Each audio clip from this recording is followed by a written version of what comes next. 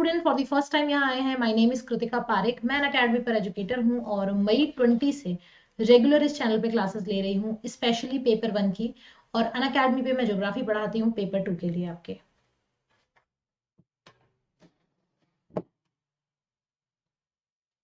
स्वागत है सभी दोस्तों का।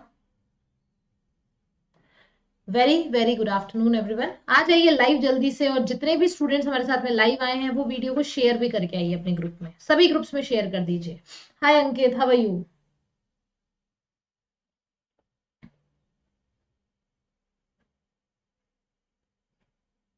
नमस्ते नमस्ते रंजीता जी, नमस्ते।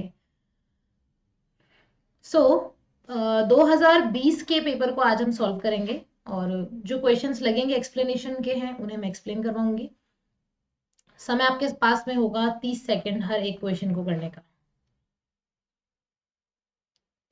लगभग 1 से 1.5 घंटे की हमारी क्लास रहने वाली है।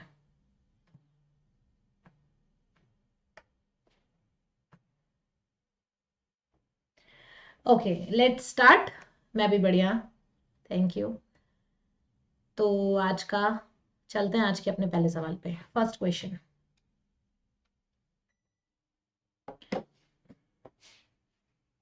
क्वेश्चन आप खुद पढ़ेंगे, 30 सेकंड में आप आंसर देंगे।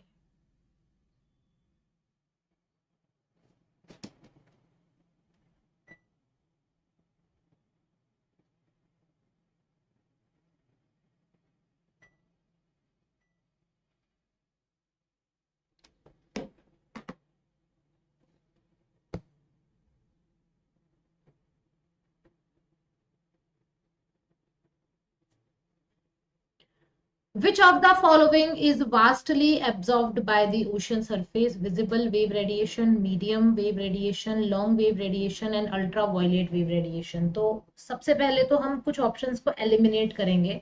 समुद्र की सतह से काफी अवशोषित है, तो दोस्तों फोर्थ नंबर का ऑप्शन तो आपको हटा देना चाहिए, क्योंकि जो यूवी रेज होती है वो ऑलरेडी फिल्टर होकर आती है,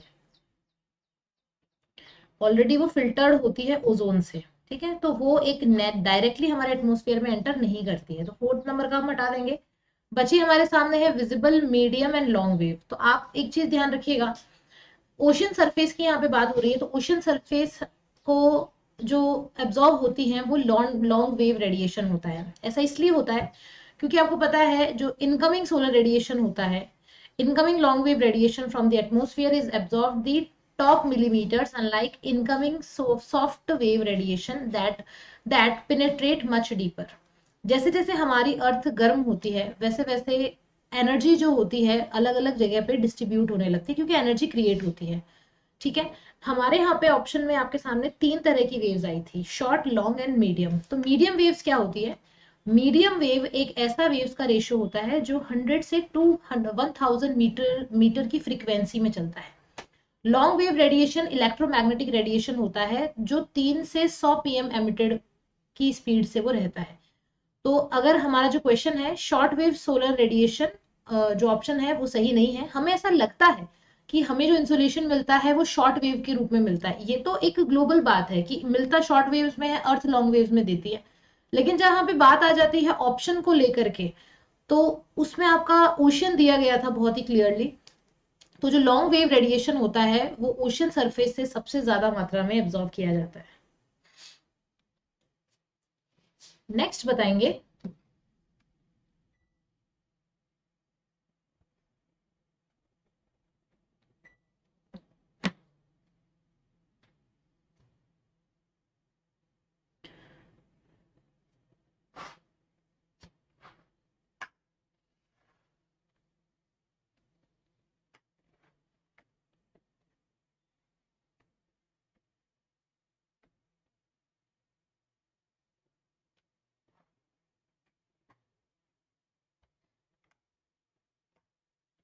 very good afternoon everyone.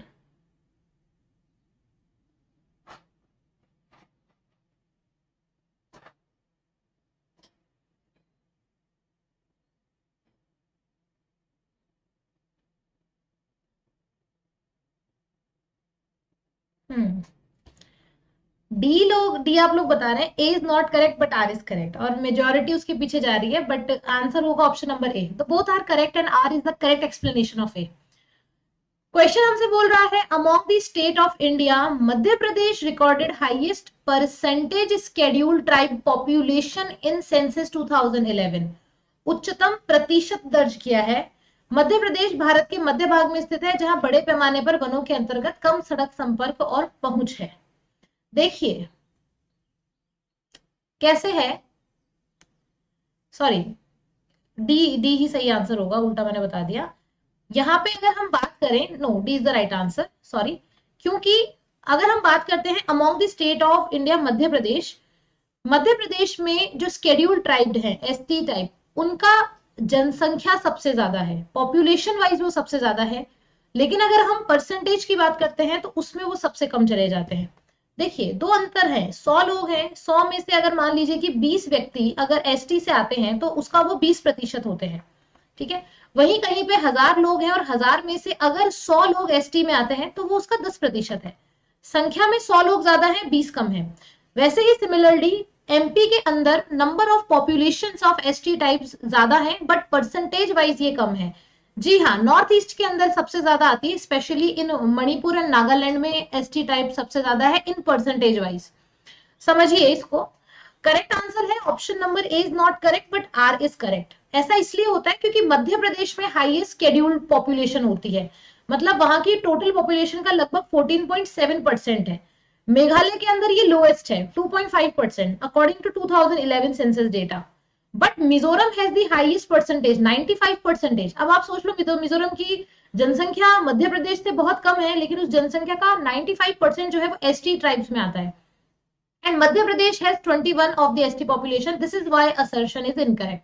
In population, Madhya Pradesh के पास में ज्यादा एसटी ट्राइब्स हैं, but in terms of percentage Mizoram के पास में 95% है, मतलब सिर्फ 5% पॉपुलेशन उसकी कोई और है, अभी जिसमें क्रिश्चियन, हिंदू, बाकी और सब अलग अलग है। देखो 10.42 crore Indians are notified as a scheduled tribe of which 1.4 crore lives in urban area. ये एक डेटा है कि लगभग 10.42 करोड़ व्यक्ति जो भारत की जो जनसंख्या है वो स्केड्यूल ट्राइब में आती है, जिसमें से 1.4 शहरी क्षेत्रों में रहते हैं। एसटी पॉपुलेशन का लगभग 88.6% जो है वो टोटल पॉपुलेशन के अंदर और 11.3 टोटल रूरल पॉपुलेशन के अंदर इनका कंट्रीब्यूशन है।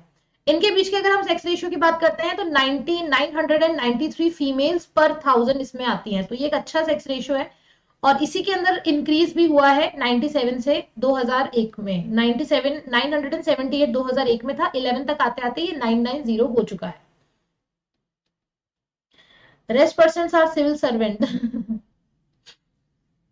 अब अगर अपन बात करते हैं मध्य प्रदेश की, located in the central part of India, dominated by large area under forest with least road. तो ये चीज आप याद रखिएगा कि मध्य प्रदेश का जो फॉरेस्ट एरिया है वो लगभग 95,000 स्क्वायर किलोमीटर के अंदर ये फैला हुआ है, जो कि भारत के एक लार्जेस्ट इलाकों में से एक आता है, जिसमें से 9 नेशनल पार्क्स है, 25 सेंचुरी है जो लगभग आपके 10,000 स्क्वायर किलोमीटर में फैले हुए हैं।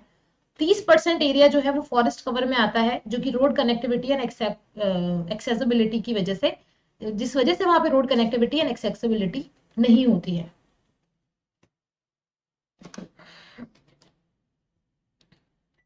ओके,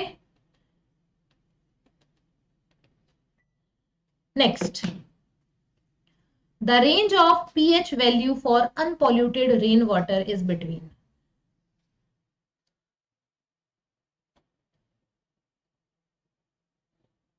अनपॉल्यूटेड ना, अप्रदूषित वर्षा जल के लिए, अप्रदूषित वर्षा जल के लिए पीएच मान की सीमा किसके बीच में होती है?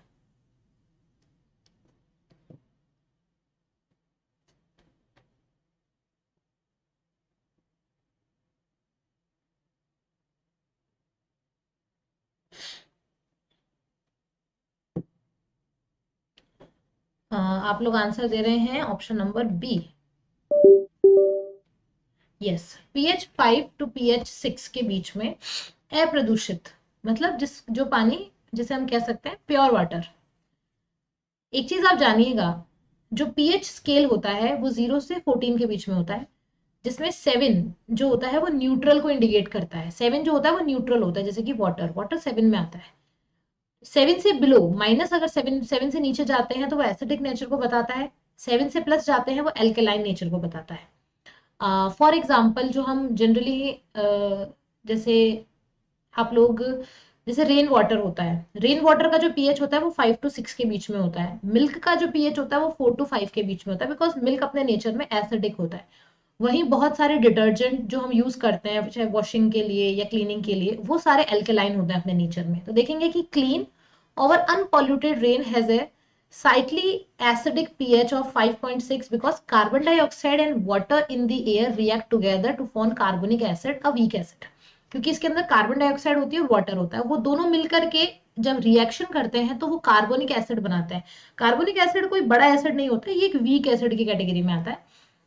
और पीएच स्केल के बारे में जैसे मैंने बताया कि ये किसी भी ऑब्जेक्ट को मेजर करता है कि ये कितना मात्रा में एसिडिक है, कितना ये एल्केलाइन है। ठीक है, इसमें अलग अलग वैल्यूज होती है। नॉर्मल जो क्लीन रेन होती है उसकी पीएच वैल्यू 5 से 5.5 के बीच में होती है, जो कि एक एसिडिक के अंदर आती है। ठीक है, टिपिकल एसिडिक रेन जो पीएच वैल्यू होती है उसकी 4.0 होती है। मतलब एक तो नॉर्मल बारिश हो रही है वो 5.5 तक जाएगी, लेकिन अगर एसिड रेन है तो पता कैसे चलेगा कि कोई एसिड रेन है, उसकी पीएच वैल्यू 4.0 तक आकर के चली जाएगी। ठीक है, अब देखो, when anyone touch a strip of litmus paper two something the paper change colour depending on the whether the substance is acidic और बेसिक। आपको पता होगा लिटमस पेपर होता था जो ब्लू ब्लू होता था, उसको रेड में कन्वर्ट करता था, रेड को ब्लू में कन्वर्ट करता था। तो ये उसी की बात हो रही है यहाँ पे। तो रेन वाटर का जो पीएच होता है वो 5 to 6 के बीच में डिपेंड करता है, according to the nature of water, कि उसमें कितना एलिमेंट कौन कौन सा मिक्स्ड है। अच्छा, नेक्स्ट क्वेश्चन है, state and union territory wise location of biosphere reserve in India.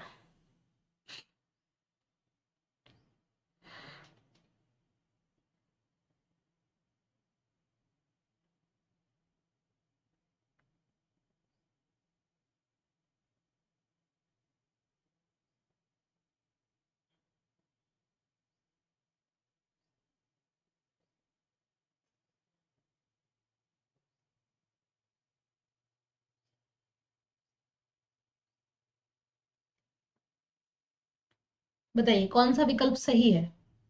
C, A and C, very good. देखो, Nokrek in Meghalaya and Simlipal in Orissa. क्योंकि हम बात करें अगर कोल्ड डेजर्ट, तो कोल्ड डेजर्ट जम्मू कश्मीर में नहीं आता है, ये लद्दाख में आता है। और शेचलम तमिलनाडु में नहीं है, ये आंध्र प्रदेश में है। समझ रहे? So the Nokrek biosphere reserve is located in the north east part of India on the Tura range which form part of Meghalaya plateau, average altitude 600 metre.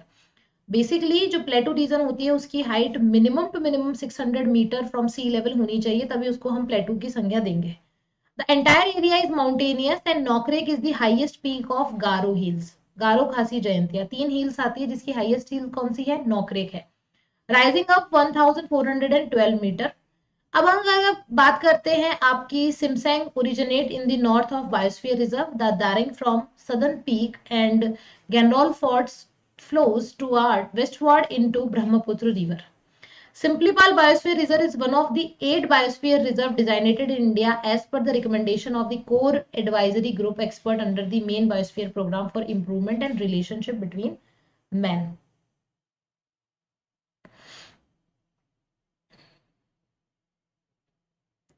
ठीक है, नेक्स्ट है, what will happen if the earth absorb all the incident energy. यदि पृथ्वी आपतित ऊर्जा को अवशोषित कर ले तो क्या होगा।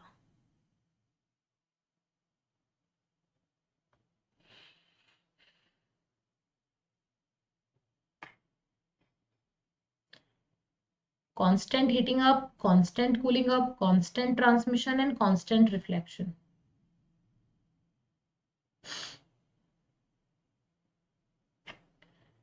आप लोग आंसर दोनों बता रहे हैं, कोई ये बता रहे हैं, कोई बी बता रहे हैं, लेकिन आप सोचिए what will happen if the earth absorb all the incident energy. तो कांस्टेंट हीटिंग अप ही तो होगा ना, क्योंकि आपने हीट बजट के बारे में पढ़ा होगा। हमारी अर्थ जितनी एनर्जी अपने अंदर लेती है उसको as a long wave radiation के रूप में वो निकाल देती है। हमारी अर्थ उसको होल्ड नहीं रखती है। आ रही है बात समझ में?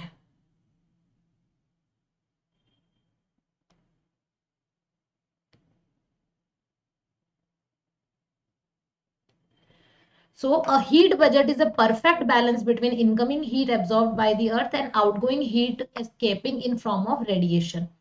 ठीक है, तो किस किस यूनिट को वो कितना कितना निकालता है, तो टोटल रेडिएशन जो हमारे अर्थ को मिलता है उसमें से लगभग 17 यूनिट्स और 48 यूनिट, 17 एंड 48 यूनिट्स। 17 यूनिट्स वो होती हैं जो हमारे स्पेस में डायरेक्टली चली जाती हैं, 34 यूनिट्स वो होती हैं जो हमारे स्पेस में एटमोस्फियर से ज्वाइन होती हैं, और उसके बाद में जो 14 यूनिट्स होती हैं वो भी हमारे अर्थ पे एटमोस्फियर से ज्वाइन होती है। तो ऐसा करके 65 यूनिट्स का जो बैलेंस बनता है वो सन से रिसीव करती है और उसी को वो वापस as a long terrestrial waves में वो दे देती है। तो अगर अर्थ सारा एब्जॉर्व कर लेगी तो वो उसको निकालेगी।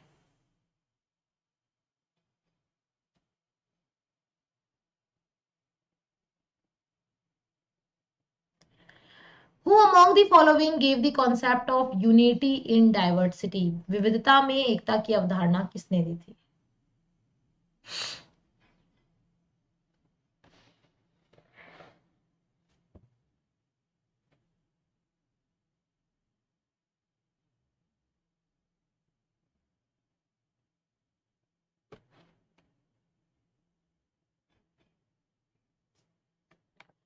Very good, Carl Ritter, unity in diversity, इसके बारे में बात करने वाले जर्मन ज्योग्राफर कार्ल रिटर थे, जो अलेक्जेंडर वॉन हम्बोल्ट के साथ में दोनों ने मिलकर के मॉडर्न ज्योग्राफी की नींव रखी थी। ठीक है, रिटर का सबसे बड़ा जो कंट्रीब्यूशन आता है वो इसी फैक्टर के अंदर आता है कि मॉडर्न ज्योग्राफी की वो बात करते हैं, और साथ ही साथ रीजनल ज्योग्राफी के ऊपर भी उनका काफी अच्छा काम देखा जाता है। अगला, which of the following statement are correct about sea water? समुद्र के पानी के बारे में कौन सा कथन सही है? मध्य अक्षांशों में अधिक वर्षा के कारण घनत्व अधिक होता है। अगर जिसको दिख नहीं रहा है वो देख ले।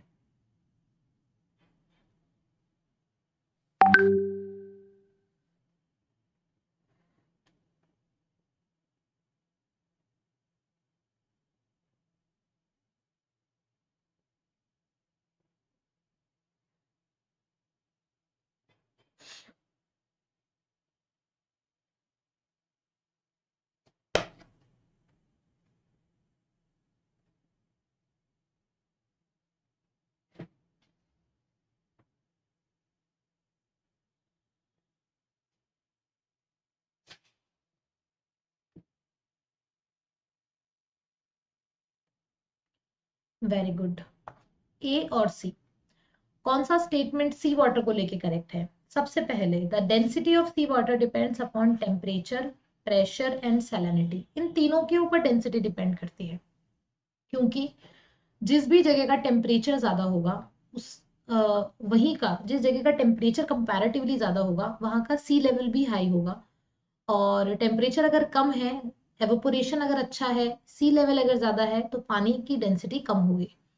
प्रेशर, दबाव, जहां पे दबाव ज्यादा है, अभी जैसे मैंने बोला कि टेम्परेचर अगर हाई हुआ तो डेंसिटी हाई है, डेंसिटी अगर हाई है तो पानी का फ्लो कहाँ होगा? लोअर डेंसिटी की तरफ।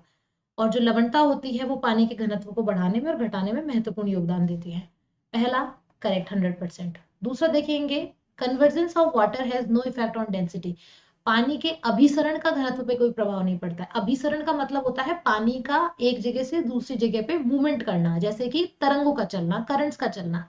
अब आप मुझे एक चीज बताइए कि जब लेब्राडोर की धारा और गल्फ स्ट्रीम की धारा न्यू फाउंडलैंड में आके टकराते हैं तो क्या ये वहां के तापमान को प्रभावित नहीं करते? करते हैं। तो पानी के अभिसरण का बहुत बड़ा प्रभाव पड़ता है। ठंडी धारा आएगी वहां के एटमोस्फेयर को ठंडा करेगी, गर्म धारा गर्म करेगी। तो दूसरा कथन गलत है। और एक्सट्रीम स्टेटमेंट भी है कि हैज नो इफेक्ट, ऐसा नहीं हो सकता। मिनिमम इफेक्ट हो सकता है, लार्ज इफेक्ट हो सकता है, मॉडरेट इफेक्ट हो सकता है, बट नो इफेक्ट जैसा कोई चीज नहीं है अगर कन्वर्जेंस हो रहा है तो। The thermal expansion of water varies with the increase and decrease of temperature. पानी का ऊष्मीय विस्तार, पानी का ऊष्मीय विस्तार मतलब पानी कई बार हल्का होकर के हल्का होकर के वाष्पीकृत होने लगता है और कई बार ठंडा होकर के अधिक डेंसिटी होने को वो बैठने लगता है। तो तापमान का बढ़ना और घटने के साथ में उसका विस्तार भी बदलता रहता है, क्योंकि ऊष्मीय विस्तार के लिए तापमान का होना जरूरी है। फिर आता है, in the middle latitude due to an excess of precipitation the density is higher. No doubt density is higher, but just not because of the excess precipitation, because excess precipitation आपको मिलता है इक्वेटर पार्ट पे। Middle part पे excess मात्रा के अंदर वर्षा नहीं होती है मिडिल पार्ट पे। वहां का मेन रीजन ये होता है कि वहां पे आने वाली कुछ धाराएं और वहां के तापमान की वजह से वहां पे बहुत सारे सीमांत सागरों की वजह से पानी की सैलिनिटी कंपैरेटिवली ज्यादा है। तो बी को हटा दीजिए और डी को हटा दीजिए। Next, which of the following is not associated with structure of a tropical cyclone? निम्नलिखित में से कौन उष्णकटिबंधीय चक्रवात की संरचना से संबंधित नहीं है?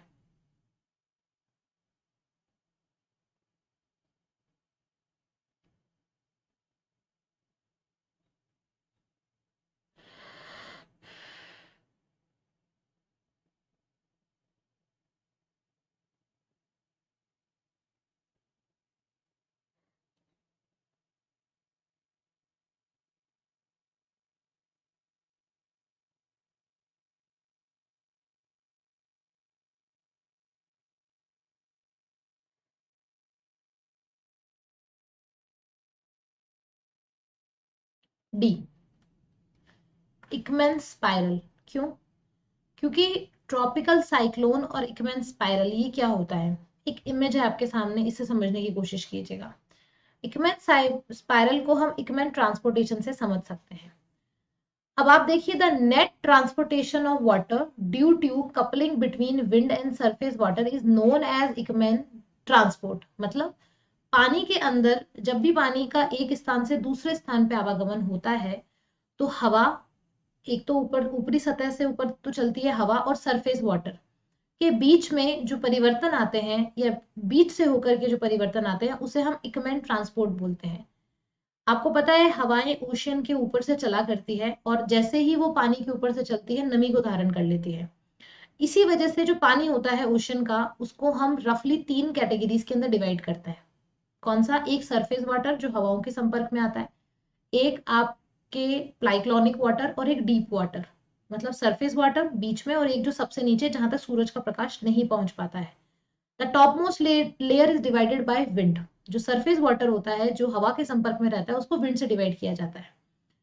इस लेयर का जो मोशन होता है वो सबसे ज्यादा इसमें इंपॉर्टेंट होता है। जैसे गति क्या थी, गति किस किस गति से हवा उससे होकर के गुजरी गई थी। तो जो इकमेन ट्रांसपोर्ट होता है वो एक कन्वर्जेंस होता है, कन्वर्जेंस और डाइवर्जेंस जोन होता है सरफेस वाटर का। जैसे आप ये देखिए, नॉर्थ हेमिस्फीयर है ये, यहाँ पे आइसबर्ग दिख रहा है, 2 जगह आइसबर्ग है, एक जगह शिप जा रहा है।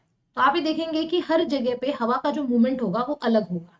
तो आप हमारे एटमॉस्फेयर की अपर लेयर, जिसे हम सरफेस लेयर के सरफेस वाटर बोलते हैं, सरफेस वाटर को जब डिवाइड किया जाता है, उसको अलग अलग जोन के अंदर जब हम डिवाइड करते हैं तो उसे हम इकमेन ट्रांसपोर्ट बोलते हैं। और ये जनरल फिनोमेन है, ये मोस्टली जगह देखा जाता है। जबकि आई ऑफ वायल, आई साइक्लोन की जो आंख होती है वो साइक्लोन के पास में, और जो स्पाइरल्स बनते हैं वो भी साइक्लोन्स के पास में बनते हैं।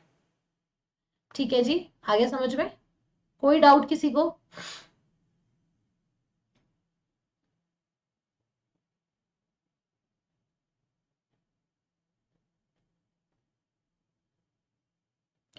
नेक्स्ट है process and parameter. Photosphere, Maunder minimum, ABC and pollen grain.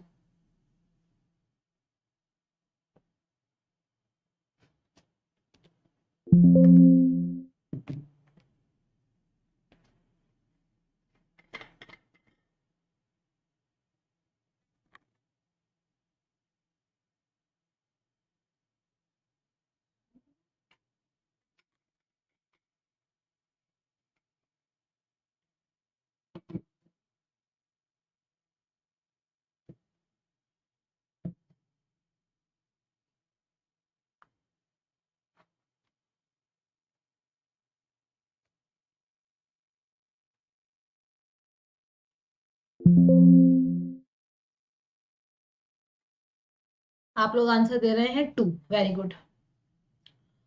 Photosphere, photosphere का रिलेशन होता है सौर विकिरण के साथ में। आपके मॉन्डर मिनिमम सनस्पॉट से रिलेटेड है, ABC is related with the pollutants, and pollen grain is related with palynology क्या होता है ये देखिए। सबसे पहले अगर हम बात करते हैं फोटोस्फेयर की, तो फोटोस्फेयर हमारा सन की सबसे लोएस्ट लेयर होती है। मतलब लोएस्ट लेयर का मतलब ये हो गया कि जहां से हमारा जो सन बनता है उसकी सबसे लास्ट लेयर आप इसको कह सकते हैं, ठीक है। और and so photosphere is the lowest layer of the sun atmosphere, the innermost layer we can observe directly. The term photosphere means sphere of light. This is the layer where most of the sun energy is emitted over iridescence. It take about 8 minutes of sunlight from photosphere to reach earth.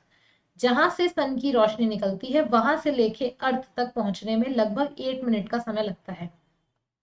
तो वो source जहां से सन अपनी रोशनी दे रहा है, outer layer, उसे हम photosphere का नाम देते हैं।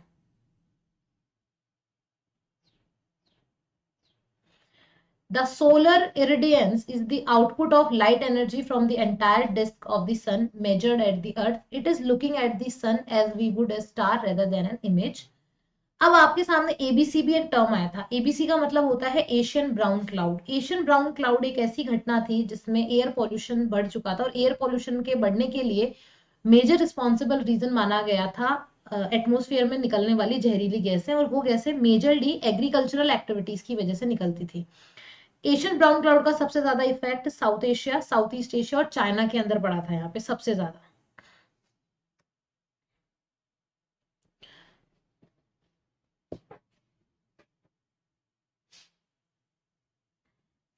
फिर उसी के साथ में हमारे सामने पॉलिनोलॉजी आया था, जो एक साइंटिफिक डिसिप्लिन कंसर्न होता है जो कि प्लांट से रिलेट करता है। Plant pollen spots and certain microscopic planktic organism in both living and fossil fuels, दोनों में जो प्राप्त होता है। चलिए बताइए।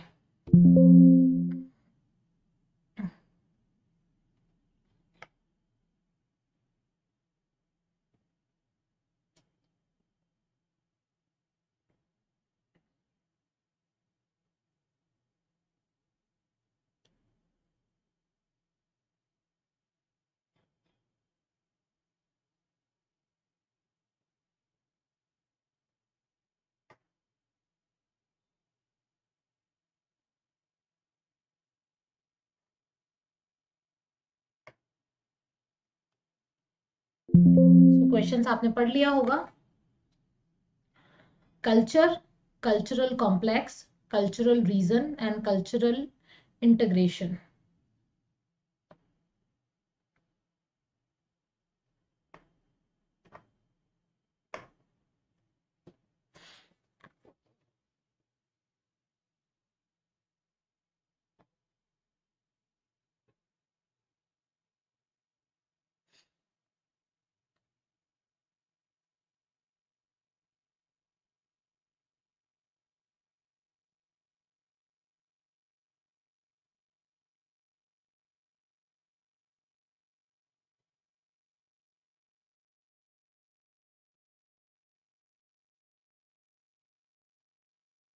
ओके, बी करेक्ट आंसर है।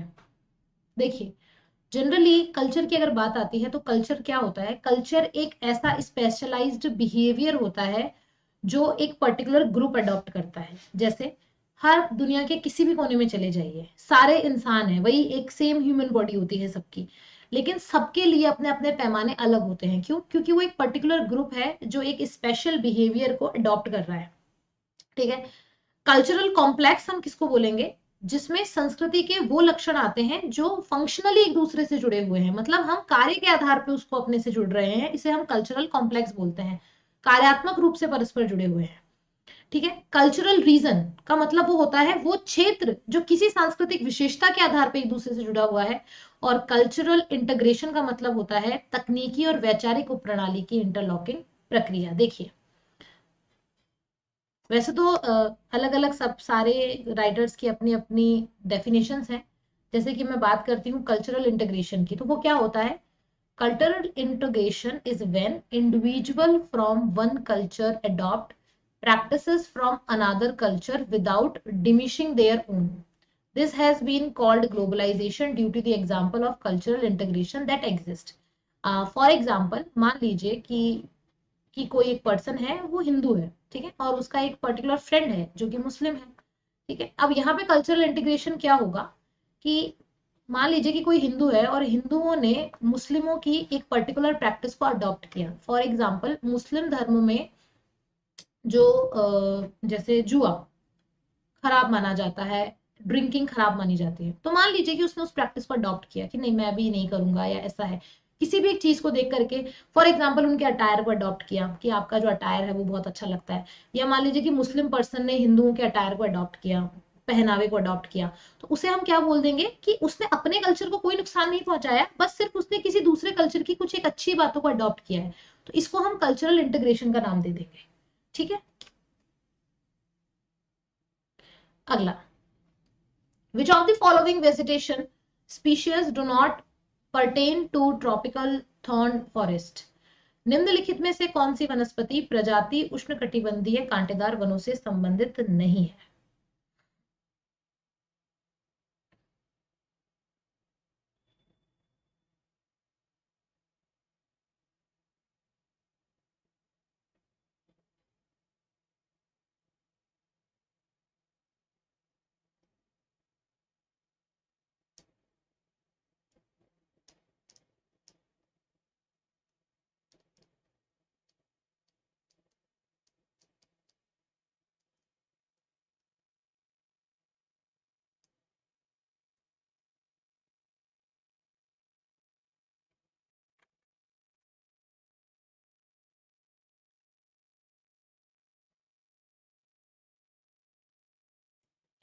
सही आंसर है option number C and D, tendu and haldu. ये ऐसी वनस्पति है जो कांटेदार वनों से संबंधित नहीं मानी जाती है। ये वो पत्ते होते हैं, बीड़ी का नाम आपने सुना होगा, जो स्मोकिंग के लिए जिसमें पत्तों का यूज किया जाता है, स्मोकिंग के लिए जिन पत्तों का यूज किया जाता था वो इन्हीं से मिलके बनती है। खेजड़ी की मैं अगर बात करती हूँ तो खेजड़ा ड्राई जोन में होने वाला है, स्पेशली राजस्थान का ये राज्य वृक्ष है, राज्य वृक्ष है खेजड़ा। तो ये तो कांटेदार वनस्पति से संबंधित है, तो बी है तो काट दो। नेक्स्ट है, which is not true regarding mountain climate of India? Bharat की पर्वतीय जलवायु के संबंध में कौन सा सत्य नहीं है?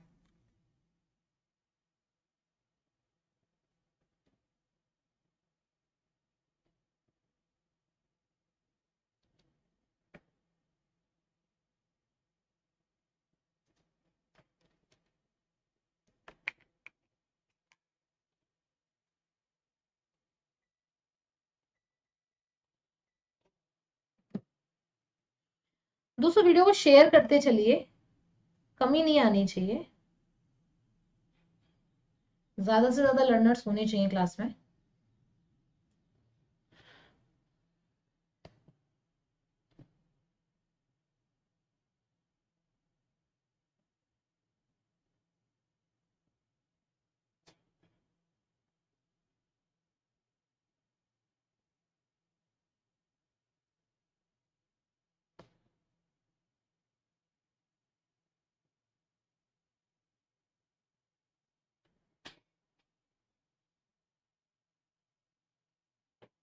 हम्म, आप लोग आंसर डी बता रहे हैं, बट यहाँ सही जवाब होगा ऑप्शन नंबर सी, क्योंकि हमसे यहाँ पे माउंटेन क्लाइमेट ऑफ इंडिया पूछा जा रहा है। अब आप इंडिया की माउंटेन क्लाइमेट की बात करें तो हिमालय एक बहुत मेन क्षेत्र है माउंटेन का। वेस्टर्न टू ईस्टर्न हिमालय के भी क्लाइमेट में डिफरेंस आता है। ईस्टर्न हिमालय की ह्यूमिडिटी बहुत हाई रहती है, हाई ह्यूमिडिटी रहती है, टेम्परेचर भी वहां का एक ठीक ठाक मेंटेन रहता है।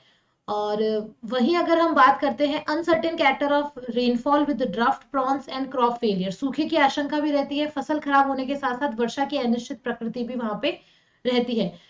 लेकिन तापमान की दैनिक सीमा अधिक नहीं होती है। ड्यूनल रेंज का मतलब ये हो गया कि minimum temperature of the day and the highest temperature of the day के बीच का डिफरेंस वो यहाँ पे ज्यादा नहीं रहता है, क्योंकि टेम्परेचर यहाँ पे मॉडरेट रहता है। तो बी तो आपका होगा ही होगा, डेफिनेटली होगा। Sharp contrast in temperature between the Sunny and shaded slope, मतलब कि मान लो कि एक स्लोप ऐसा है जिसपे सीधी सूर्य की किरण पड़ रही है और इस स्लोप पे नहीं पड़ रही है, तो इन दोनों के बीच में कुछ खास टेम्परेचर डिफरेंसेस नहीं आते हैं। तो ए और बी गलत है, बाकी दो ऑप्शन सही है। Next, which of the following is closely associated with westerlies? पछुआ हवा के साथ निकटता से जुड़ा हुआ है।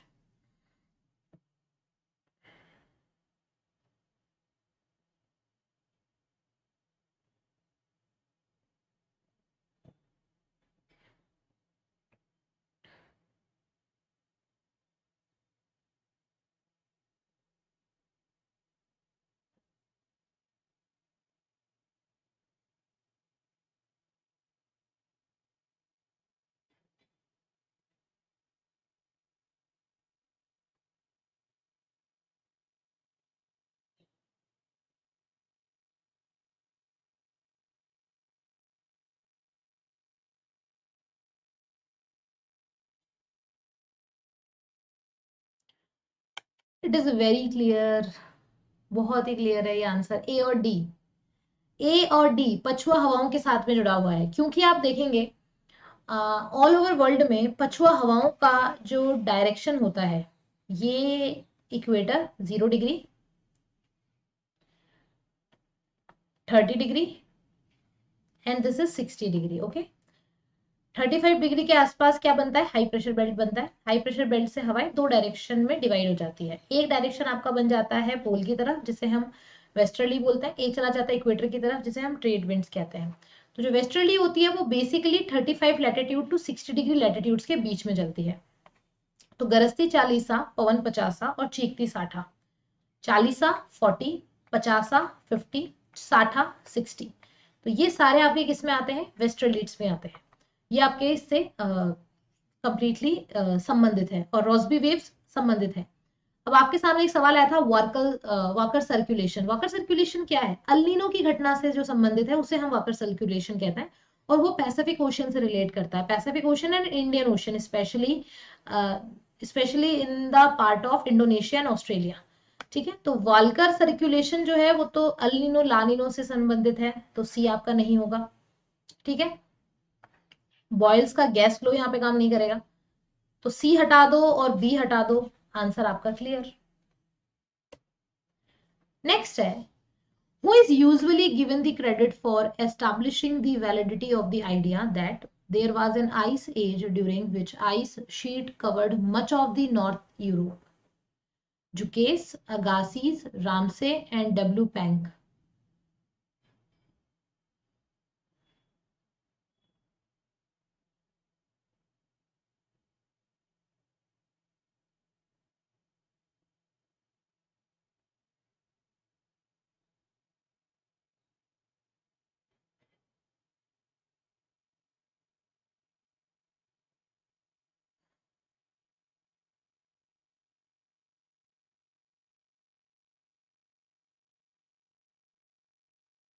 Very good. अगासीज ऐसे विचार थे जिन्होंने यही बोला सबसे पहले कि ऐसी एक आइस एज थी जिसमें बर्फ की चादरों से उत्तरी यूरोप के अधिकांश हिस्से को कवर रखा था। थ्योरीज भी इससे रिलेटेड इनकी आई थी। अगला, एक तरफ है रिलीफ फीचर्स और दूसरी तरफ है उसके oceans. Pluto Rico deep, Sunda trench, Philippine trench and point Barrow. A, B, C या फिर D?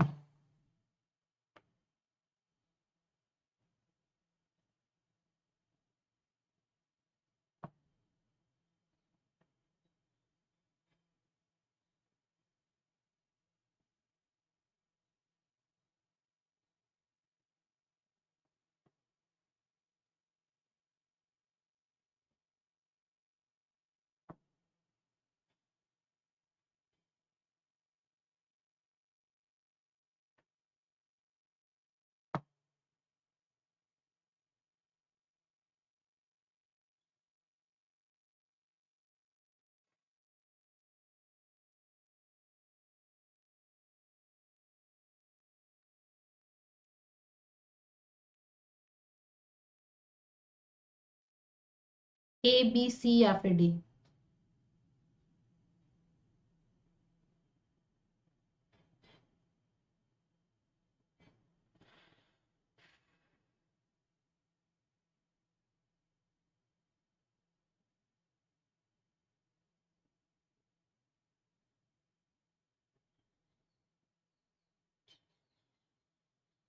C. Good, very good. C is the right answer.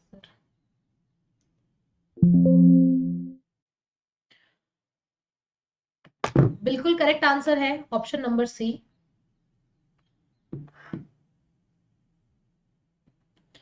Pluto रिको,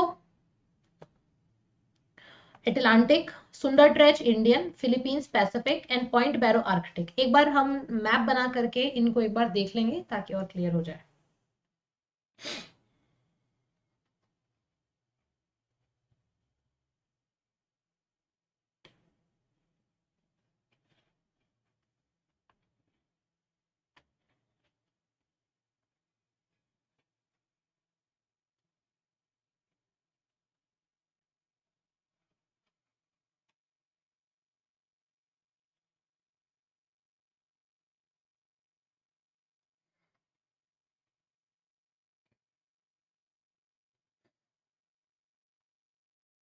देखिए, सबसे पहले यहां पे नंबर 1 पे यहां पर आता है आपके पॉइंट बैरो आर्कटिक में, ठीक है। यहां पर आता है प्लूटो रिको अटलांटिक में। यहां पर आता है सुंडा इंडियन में। और यहां पे आता है फिलीपींस पैसिफिक में। Clear?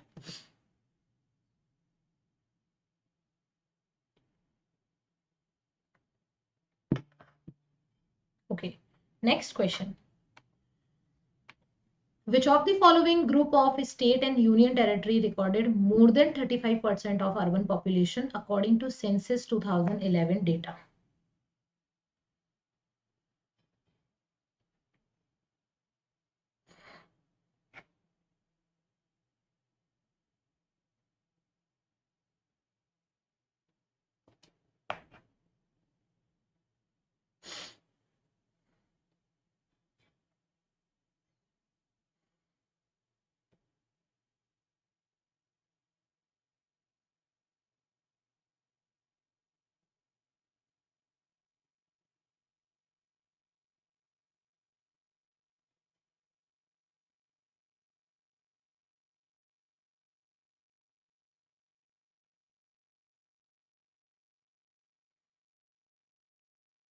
Correct answer option number B, Gujarat, Tamil Nadu, Kerala and Punjab. ये वो राज्य थे भारत के जहां पे शहरी जनसंख्या 35% से ज्यादा थी। अब अगर बात आती है गोवा की, तो गाइस गोवा की शहरी जनसंख्या 65% से ज्यादा है, लेकिन उसके साथ में सिक्किम आ रहा है। सिक्किम की जनसंख्या बहुत कम है। तो आपको सिर्फ एक पर्टिकुलर पेयर मैच करना था जो इन सबसे रिलेट करे। नेक्स्ट है, northward slope remain forested in mountainous area due to. पर्वतीय क्षेत्रों में उत्तर की ओर ढलानों पर वनाच्छादित रहता है, ऐसा क्यों?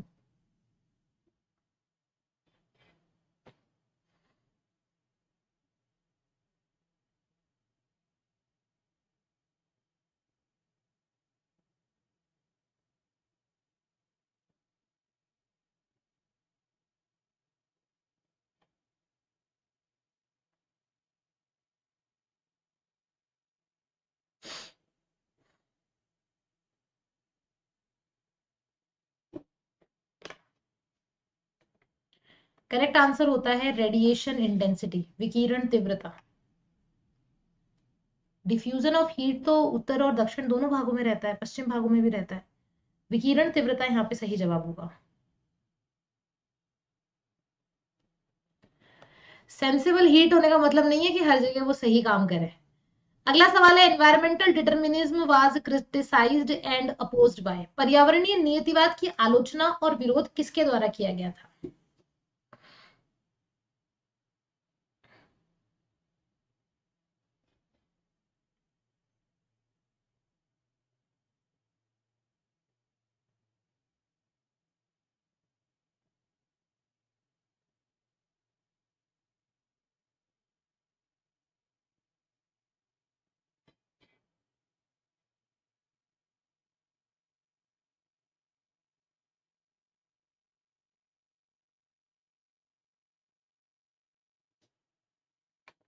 सही आंसर है ऑप्शन नंबर 4, मतलब Widal Dila blush and L फेब्रे। क्योंकि ये फ्रांसीसी भूगोलवेत्ता थे, और जो आपके पॉसिबिलिज्म की शुरुआत होती है वो फ्रांस से होती है। ब्लाश एंड रिकल्स, रिटर की अगर अपन बात करते हैं, रिटर, हमबोल्ट एंड सैंपल, ये एनवायरमेंटल डिटर्मिनिज्म के कट्टर समर्थक थे। मतलब इनकी नजरों में मनुष्य प्रकृति का दास है, मनुष्य प्रकृति का दास है। तो अगर मनुष्य प्रकृति का दास है तो वो पर्यावरणीय नियतिवाद को स्वीकार करेगा। जबकि ब्लाश और विडाल डीला ब्लाश फेब्रे और आपके जो रिकल्स है, उसका ये विचार था कि पॉसिबिलिज्म के ऊपर चला जाए, ना प्रकृति ऊपर है ना ये ऊपर है, प्रकृति के ऊपर इंसान विजय प्राप्त कर सकता है।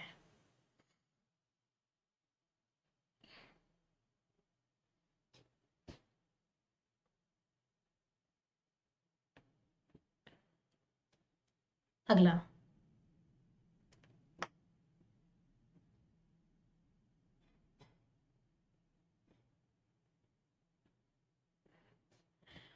which one of the following period did archaeologists find the evidence of permanent human settlement?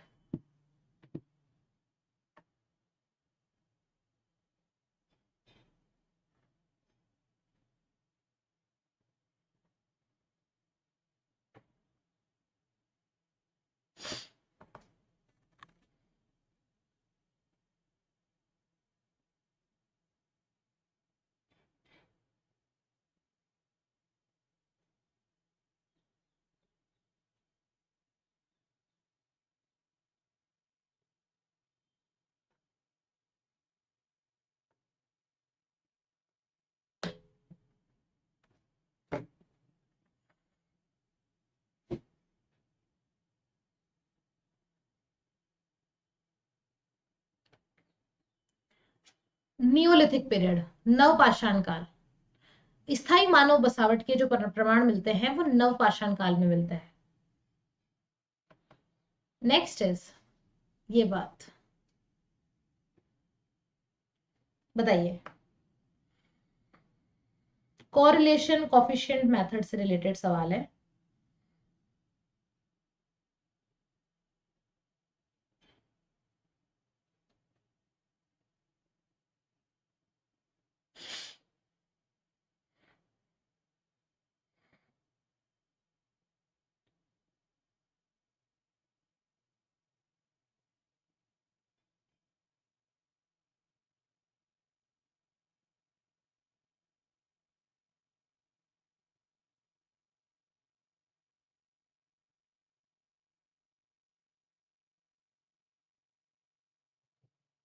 D.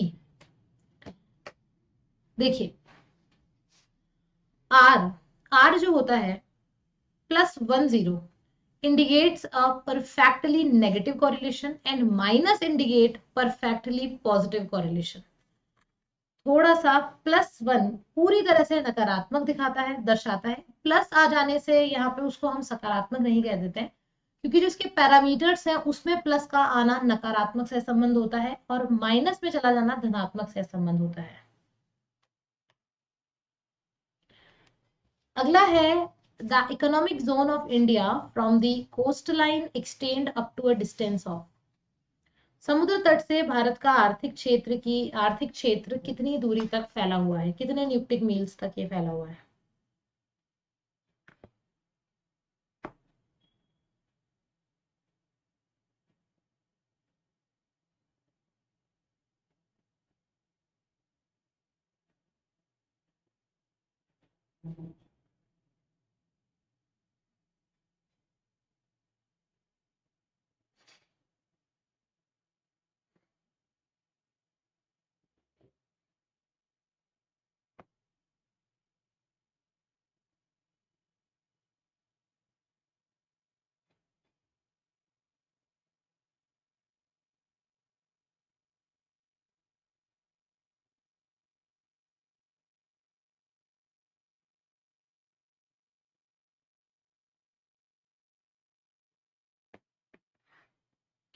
देखिए, सही जवाब होगा यहाँ पे 200 nautical miles economic zone. Economic zone का मतलब ये है कि फॉर एग्जाम्पल आप मानिए कि ये हमारा भारत देश है,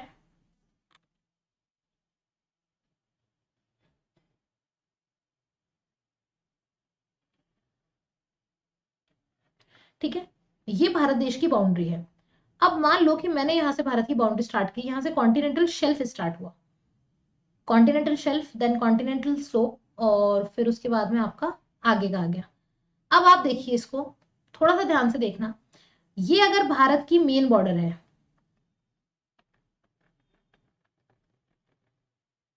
ठीक है, ये भारत की मेन बॉर्डर है, तो भारत की यहां से लेके लगभग लगभग जो 12 मीटर का जो इलाका होगा, एनएम का जो इलाका होगा, इसे हम हमारी टेरेस्ट्रियल बाउंड्री बोलेंगे, ये हमारा टेरेस्ट्रियल सी के अंतर्गत आएगा।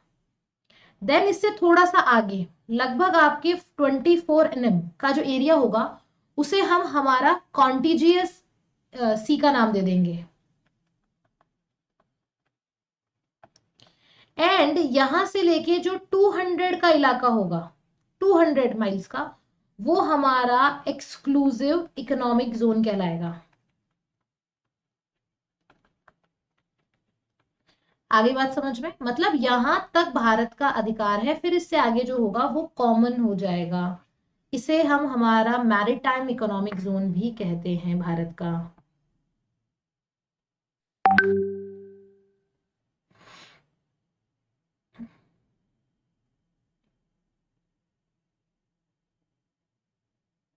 नेक्स्ट,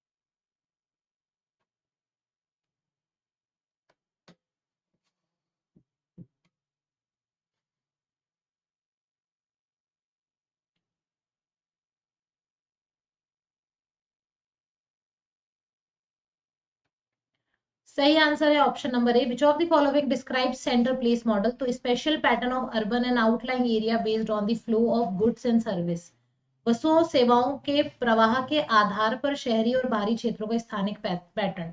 ऑब्वियस सी बात है, जो भी हम सेंटर प्लेस मॉडल को हम बताते हैं कि किस किस तरीके से आवागमन होता है, उसका मुख्य आधार वस्तु और सेवाएं ही मानी जाती है। Drift theory of Wagner was postulated mainly to explain which of the following। Wagner के बहाव सिद्धांत को मुख्य रूप से निम्नलिखित में से किस एक को समझाने के लिए प्रतिपादित किया गया था।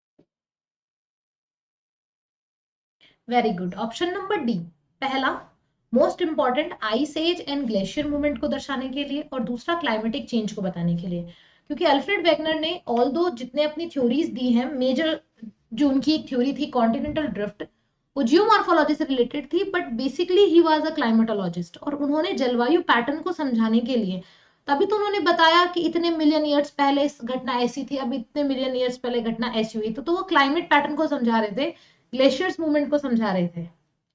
जी नहीं, महासागरीय तलों का वितरण जो था, distribution of landforms and ocean floats, इसके बारे में तो प्लेट टेक्टोनिक्स बताता है, अल्फ्रेड का सिद्धांत तो बताता ही नहीं है।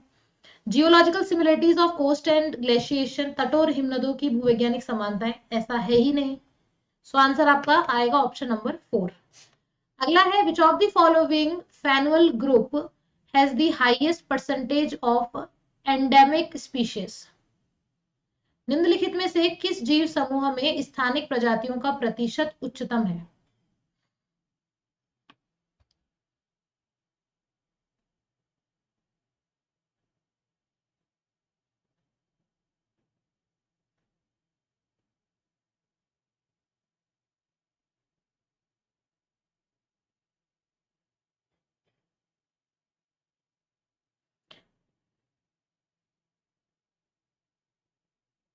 राइट आंसर है ऑप्शन नंबर ए, वेरी गुड, उभयचर। Who among the following gave the idea of the origin of monsoon in India? Most repetitive question, बहुत ज्यादा रिपीट होता है ये सवाल आपके एग्जाम में।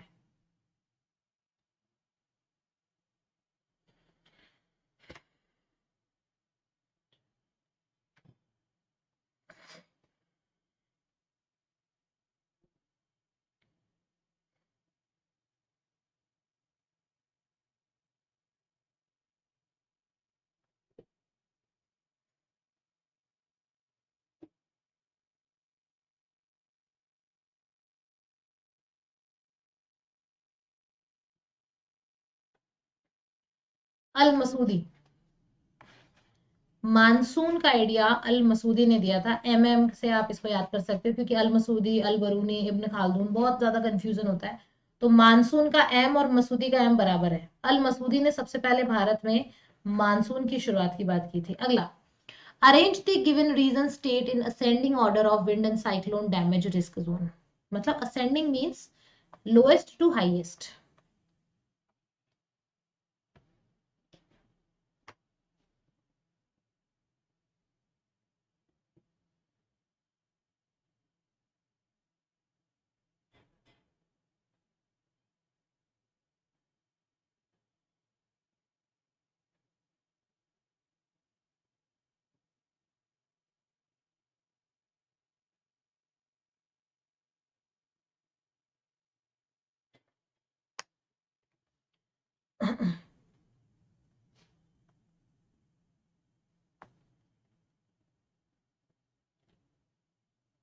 गाइस दोनों आपको पूछा गया था, आपने बड़े शान से राजस्थान को तो कर दिया है, लेकिन हमसे यहाँ पे पूछा गया था order of wind and cyclone damage risk zone.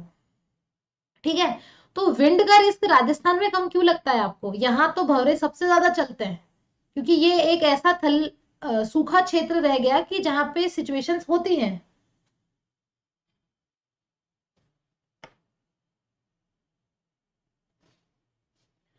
तो कर्नाटका एक्सेप्ट कोस्टल एरिया, फिर most part of Maharashtra, internal part of Maharashtra especially, then Rajasthan, and then last में eastern coastal plain. Next, in which month the maximum extension of sea ice is found in Arctic Ocean?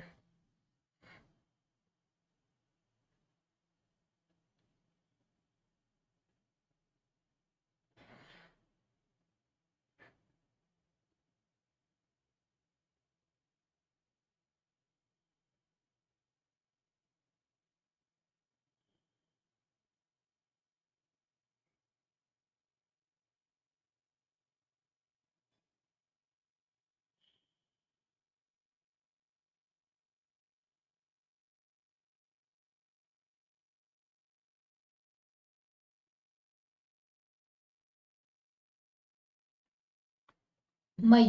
Good. Arctic महासागर में समुद्री बर्फ का अधिकतम विस्तार किस महीने में पाया जाता है? मई के महीने में। The line of equal distribution at 45 degree used for measuring inequalities is called?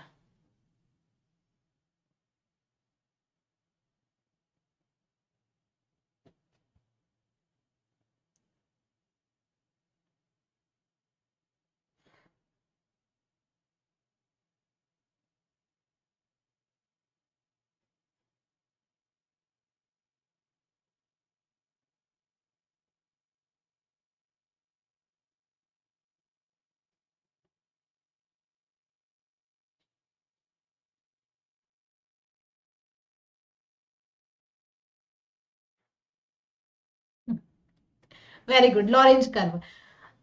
Lorentz curve ही आपके 45 डिग्री पर समान वितरण रेखा को प्रदर्शित करता है असमानताओं को मापने के लिए। 1905 में लॉरेंज नाम के व्यक्ति ने इसको बनाया था।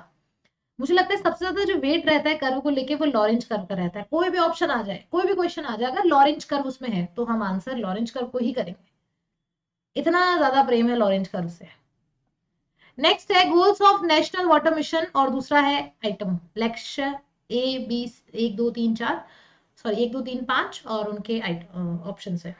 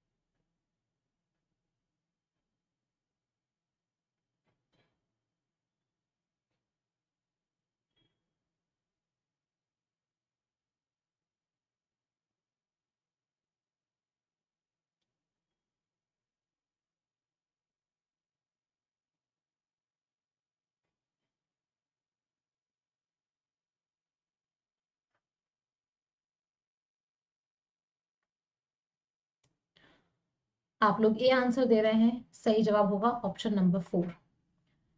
National Water Mission. National Water Mission was started in India in 2011. The goal number 1 was comprehensive water database, Vyapak Jal database. The goal number 2 was water conservation by promote of citizen and state action. The goal number 3 was attention to vulnerable areas, and goal number 5 was basin level integrated water resource management. D correct answer. Next है, when a manufacturing firm locates every close to its raw material suppliers over to supplying finished product, it is termed as।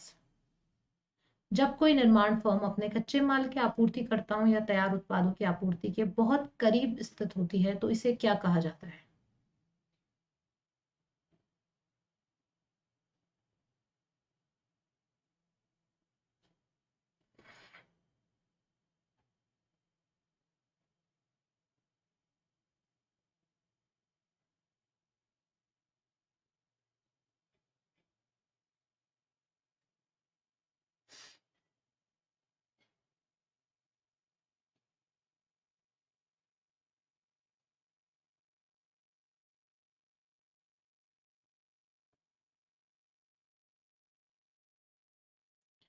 Very good, it is called localized economy. अब ये देखिए क्यों, क्योंकि यहाँ पे एक firm है जो कच्चे माल की आपूर्ति करता है या तैयार माल की आपूर्ति के बहुत करीब है, तो इसका मतलब उसका जो मेनली जहां से प्रोडक्शन हो रहा है वो बहुत नियर बाय है, इसीलिए उसको स्थानीयकृत अवस्था बोलेंगे, क्योंकि वो अपने कच्चे माल के लिए किसी बाहरी क्षेत्र के ऊपर निर्भर नहीं करता है। सिरक्स are landform of.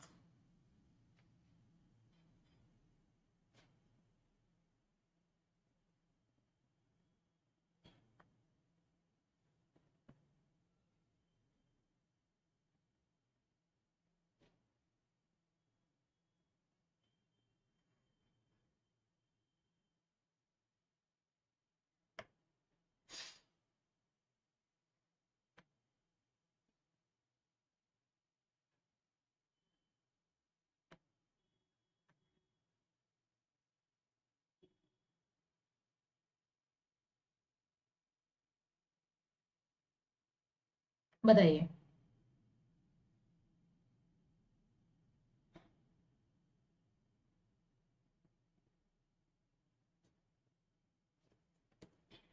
Correct answer होगा ऑप्शन नंबर बी। तीसरे क्रम की नहीं होती है ये, आपके सिरक्स जो होती हैं ये मेजरली आपके बनती हैं ग्लेशियर पार्ट में। ठीक है, अब ग्लेशियर पार्ट में जैसे एक तो होती है आपकी सबसे ऊंची चोटी, मान लो कि ये एक, मैंने एक पहाड़ी क्षेत्र का मैं आपको एक एग्जांपल दूं। फॉर एग्जांपल मैंने ये एक पहाड़ी क्षेत्र का बनाया। ठीक है, इस पहाड़ी क्षेत्र में ये वाला जो एरिया है इसे हम हॉर्न बोलेंगे। ठीक है, हॉर्न नाम अपन इसको दे देंगे। अब हॉर्न जो होती है वो फर्स्ट ऑर्डर की होती है। सिरक का मतलब क्या होता है, यहां से जैसे ही मान लीजिए कि कोई भी नदी है या कोई भी क्षेत्र है, उसके बीचों में यहाँ पे बनने वाली जो लैंडफॉर्म होगी इसे हम सिरक्स का नाम दे देंगे। तो ये सेकंड ऑर्डर की आपकी लैंडफॉर्म होती है। फिर नीचे आपके रॉक बेसिन आते हैं, फिर सबसे लास्ट के अंदर आपके नीचे नीचे जैसे जैसे जाते जाते हैं उसका डिपोजिशन स्टार्ट हो जाता है।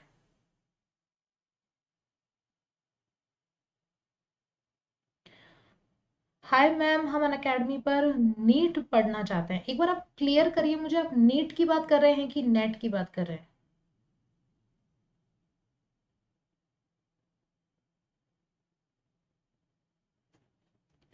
अगला पुतिन नहीं, ये सेकंड ऑर्डर होगा।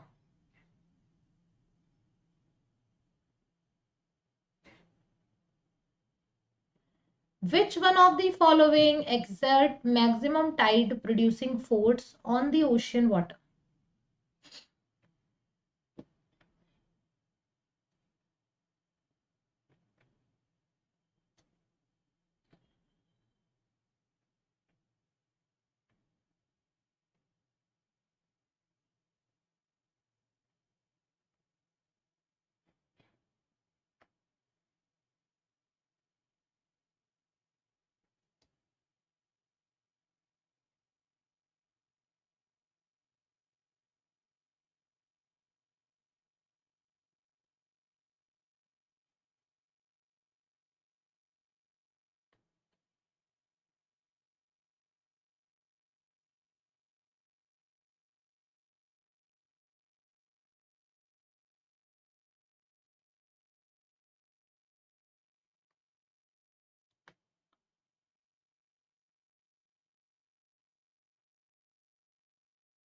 नीट, नीट का यहाँ नहीं होता है। आप नीट के लिए सब्सक्रिप्शन तो ले सकते हैं अनअकैडमी का, बट चैनल दूसरा है। अनअकैडमी नीट नाम से चैनल है, वहां जाइए, वहां पे एजुकेटर से पूछिए। ये अनअकैडमी यूजीसी नेट है, इसीलिए मैंने कंफर्म किया कि आप नीट की तैयारी कर रहे हैं कि नेट की कर रहे हैं। Ma'am erosional depositional third order होता है। नहीं नहीं, ऐसा नहीं है। मैं अभी आपको एक्सप्लेन करूंगी कि third, second order and third order क्या होता है। पहले आप मुझे ये बताइए, इसका आंसर मुझे बताइए। इसका आंसर मून हो जाएगा कि समुद्र के पानी में अधिकतम ज्वार पैदा करने वाला मून का ग्रेविटेशनल फोर्स होता है। It is clear. अब देखिए, आपके सामने एक सवाल आया था कि जो सिरिक्स होती है वो कौन सी लैंडफॉर्म होती है। ठीक है, सुनिए, देखिए, ऑर्डर्स की अगर अपन बात करते हैं तो चार तरह के ऑर्डर्स होते हैं यहाँ पे। जो सबसे पहला ऑर्डर होता है ना, सबसे पहले ऑर्डर की जो कैटेगरी होती है वो कॉन्टिनेंटल प्लेटफॉर्म्स में होती है, जिसको हम ओशियन बेसिन कहते हैं। फर्स्ट ऑर्डर के अंदर ओशियन बेसिन आता है, क्योंकि ये सबसे ज्यादा मात्रा में हमारी अर्थ के ऊपर फैले हुए हैं।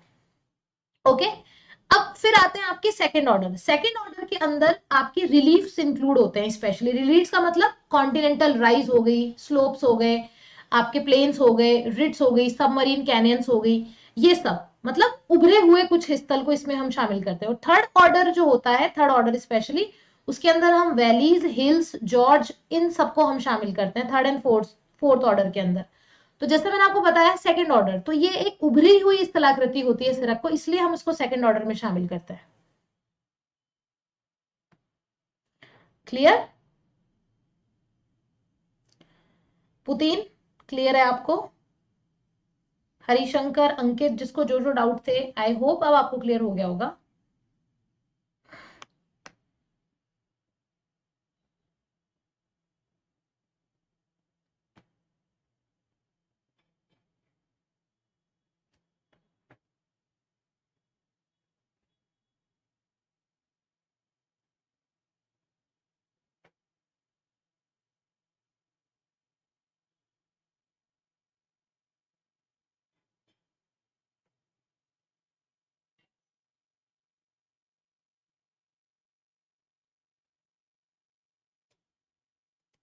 Okay, next.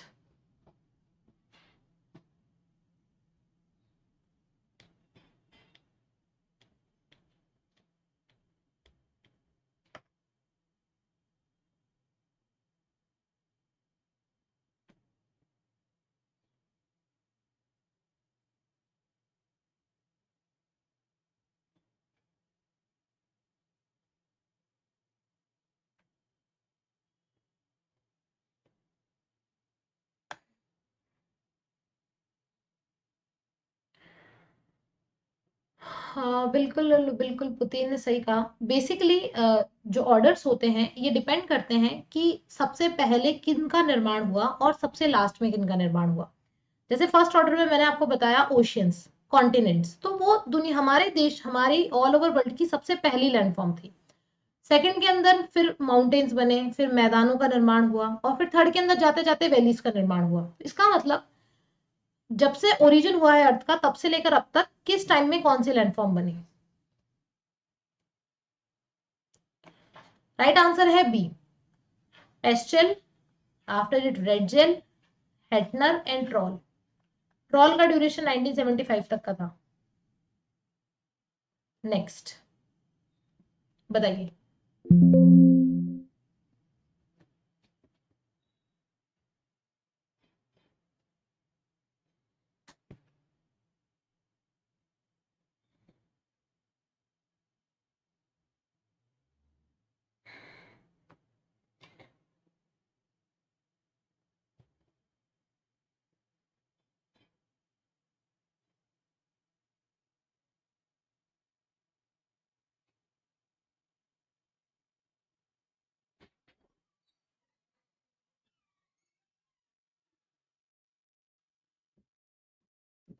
क्या होगा करेक्ट आंसर?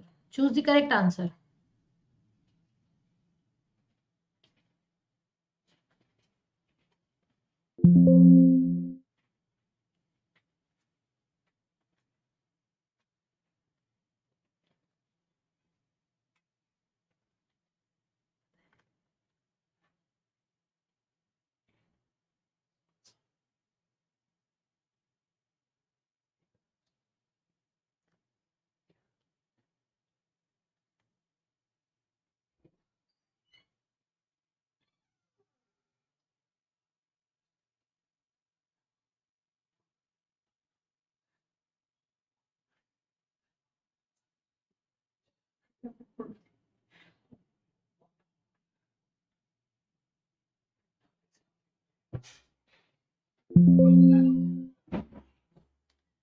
देखिए, करेक्ट आंसर है option number 3, D and E. Which of the following statement are incorrect about the growth of tourism industry in the world. हमें गलत स्टेटमेंट की पहचान करनी थी। गलत स्टेटमेंट का मतलब ये है, there are a little range of destinations open for the middle income group travellers. आज के टाइम में मुझे लगता है ट्रैवलर्स चाहे कहीं का भी हो, हर किसी के लिए जगह खुली है। ठीक है, तो ये एक एक्सट्रीम स्टेटमेंट हो गया कि बहुत कम गंतव्य खुले हैं। सभी गंतव्यों के ऊपर लोग जा सकते हैं, डिपेंड कर, हर जगह हर अवेलेबल होता है। आप होटल में भी जाते हैं तो आपको 3,000 से लेके 30,000 तक के कमरे अवेलेबल होता है, तो वो आप पे डिपेंड करता है कि आप उसको कितना लेते हैं। तो डी गलत है।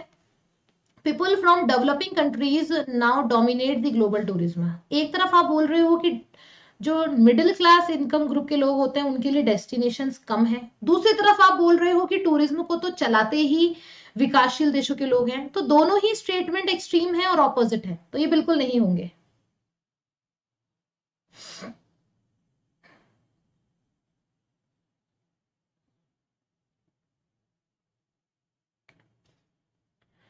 अगला, spectral band principal applications.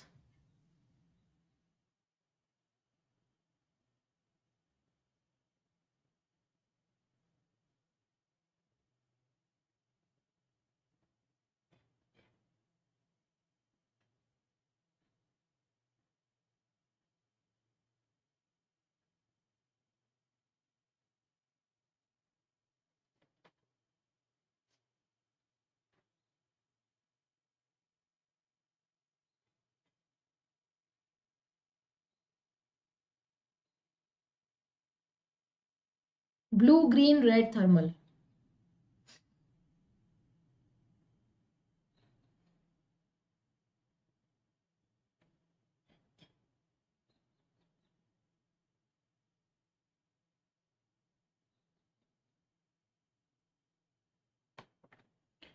Correct answer option number 2। देखो, ब्लू, ब्लू काम में आता है कोस्टल मैपिंग। स्पेक्ट्रल बैंड जो ब्लू का होता है, कोस्टल मैपिंग, समुद्री तटीय क्षेत्रों पे। ग्रीन वेजिटेशन को डिस्क्राइब करता है, जैसे मान लो पानी होता है, पानी का कलर जनरली दूर से ब्लू दिखाई देता है, वेजिटेशन को ग्रीन से डिसाइड करते हैं। Red soil from vegetation, differentiating soil from vegetation. And thermal vegetation stress analysis. वैसे इजी था इसको डिकोड करना। Which of the following refer to a relationship between a cultural group and natural environment? निम्नलिखित में से कौन सा एक सांस्कृतिक समूह और प्राकृतिक पर्यावरण के बीच संबंध को दर्शाता है?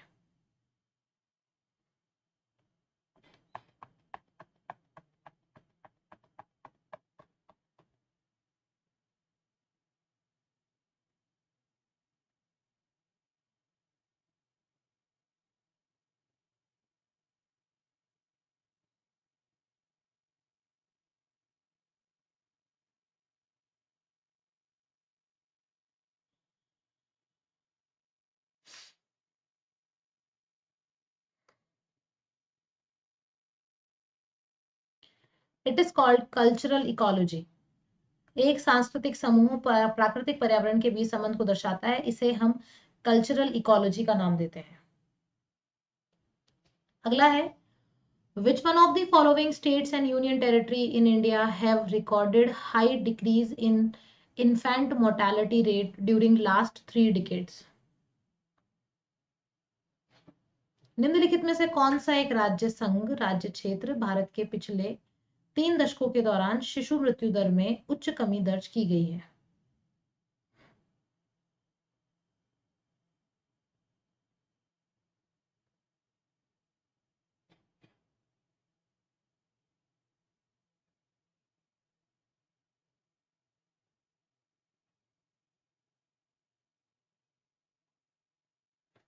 सही जवाब होगा Tamil Nadu.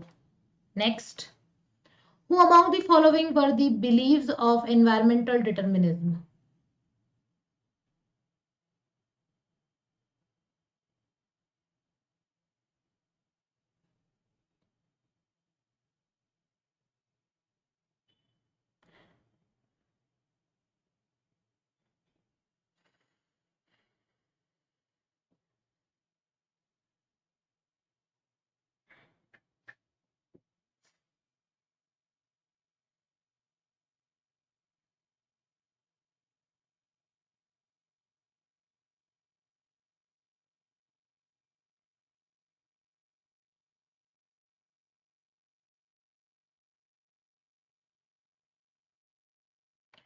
Correct answer option number A, Darwin, Ratzel and sample.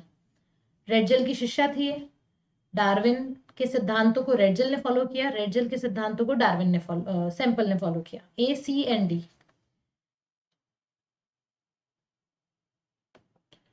चलिए अगला है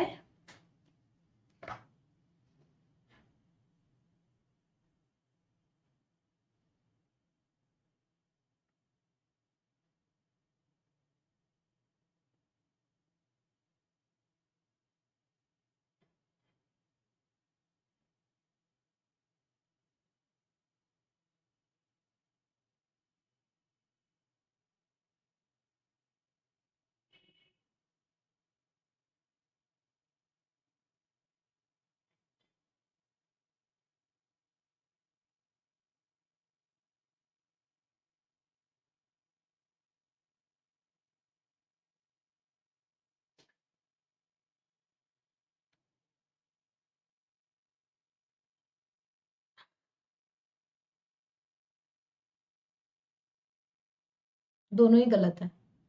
The both statements are false because the process in which one plate side beneath another plate is the zone of subduction.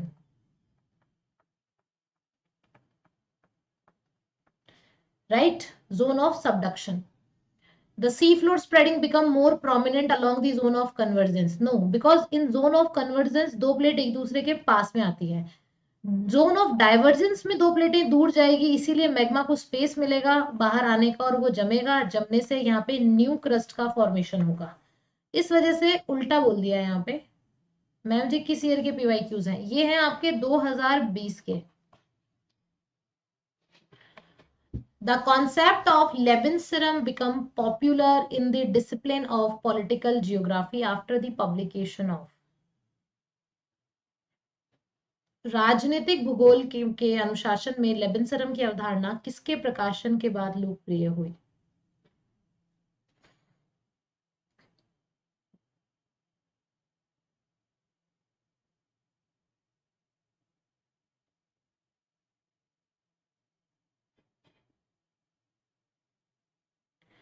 अच्छा, आप शाम की क्लास की बात कर रहे हो, 4:30 बजे वाली की?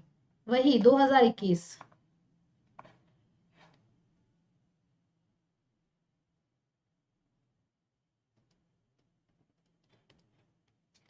देखिए रेडजेल अंकल, पॉलिटिकल ज्योग्राफी।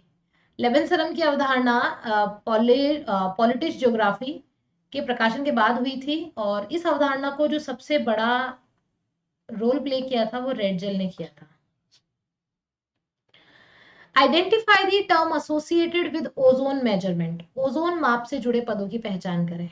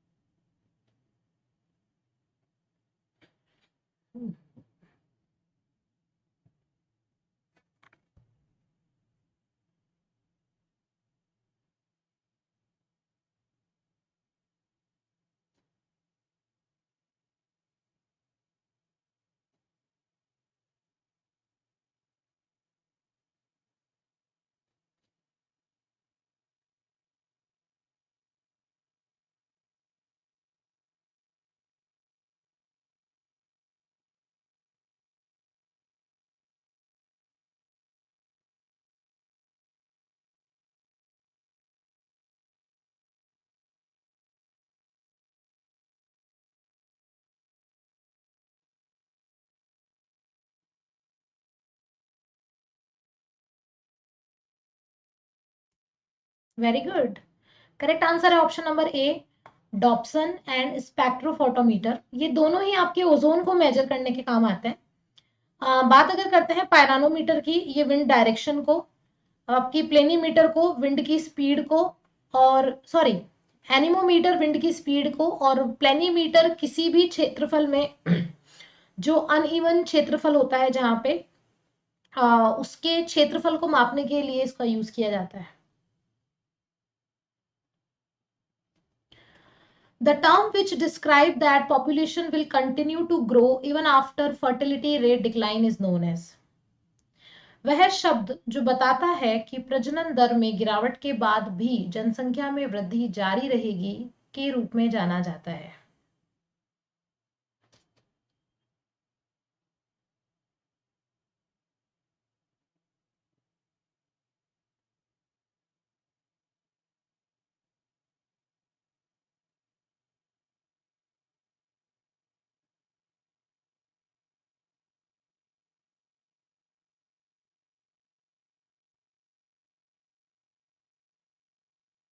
राइट आंसर है डेमोग्राफिक मोमेंटम, कि प्रजनन दर में तो गिरावट है लेकिन जनसंख्या वृद्धि दर जारी है।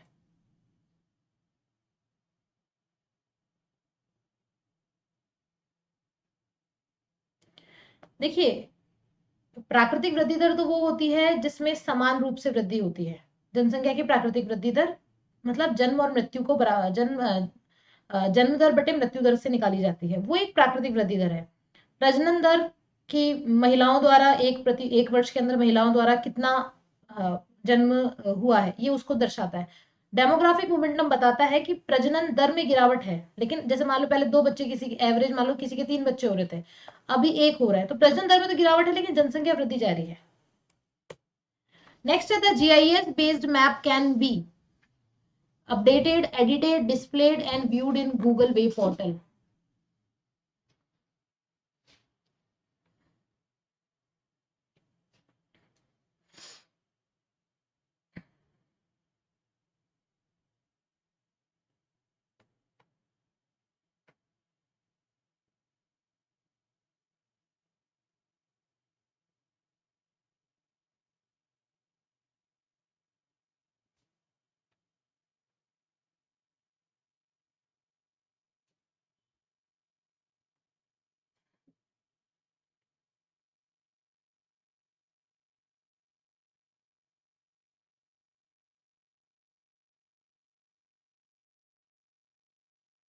कर ली चीटिंग मैम, हमने हिंदी वाले में दिया हुआ आंसर नहीं देखा था।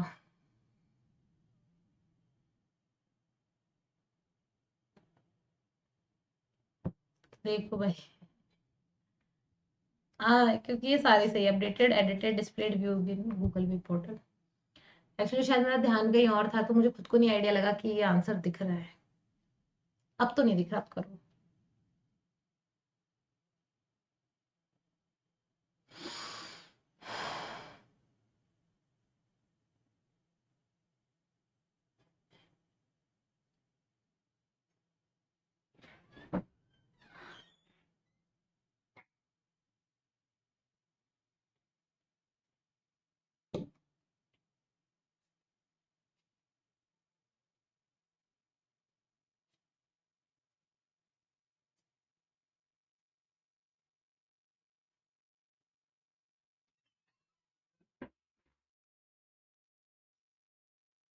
Right answer option number D, Shafi. ये जो फॉर्मूला है PI = y/yn/t/tn, ये आपके शफी सर ने दिया था। Last question, who among the following describe geography as the science of map making. Map making, भूगोल को मानचित्र निर्माण का विज्ञान किसने बताया?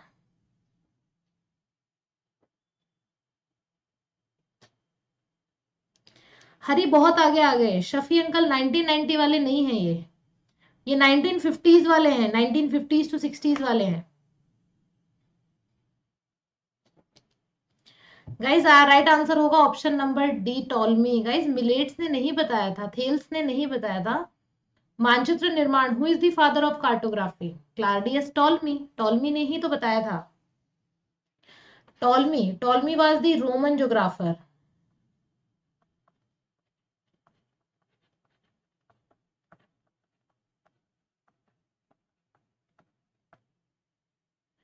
कोई दिक्कत नहीं है, धन्यवाद आप सभी का। ताकि आपको कोई भी प्रॉब्लम नहीं आए अपने आने वाली क्लासेस में। करना कैसे है, अनअकैडमी लर्निंग ऐप डाउनलोड करना है, अपनी कैटेगरी चूज करनी है और सब्सक्रिप्शन पे जाना है। लेकिन मेरी प्रोफाइल को भी फॉलो करना है, इसके बिना क्या है, प्रोफाइल को फॉलो करोगे तभी तो मेरी क्लासेस आप देख पाएंगे। पुरानी क्लासेस आप देख सकते हैं। एनरोल कराने के लिए भी आप UGC10 रेफरल कोड का प्रयोग कर सकते हैं। थैंक यू एवरीवन अनअकैडमी के साथ में जुड़ने के लिए, मेरे साथ में जुड़ने के लिए। आई होप आपको आज का सेशन अच्छा लगा होगा, और अगर सब्सक्रिप्शन लेने का मन बना लिया है तो वीडियो के डिस्क्रिप्शन में लिंक अवेलेबल है, उस लिंक पे जाकर के आप सीधा क्लिक कर सकते हैं और अनअकैडमी सब्सक्रिप्शन ले सकते हैं। Okay, thank you everyone. ये टेलीग्राम है अनअकैडमी का ऑफिशियल, इसको ज्वाइन कर लीजिए। और वीडियो अगर अच्छा लगा हो तो लाइक शेयर एंड चैनल को सब्सक्राइब जरूर करें। साथ ही साथ अभी 4 बजे हमारी क्लास, 4:30 बजे हमारी क्लास स्टार्ट हो रही है, उसमें आप आ जाएं Unacademy learning app. Take care guys, bye.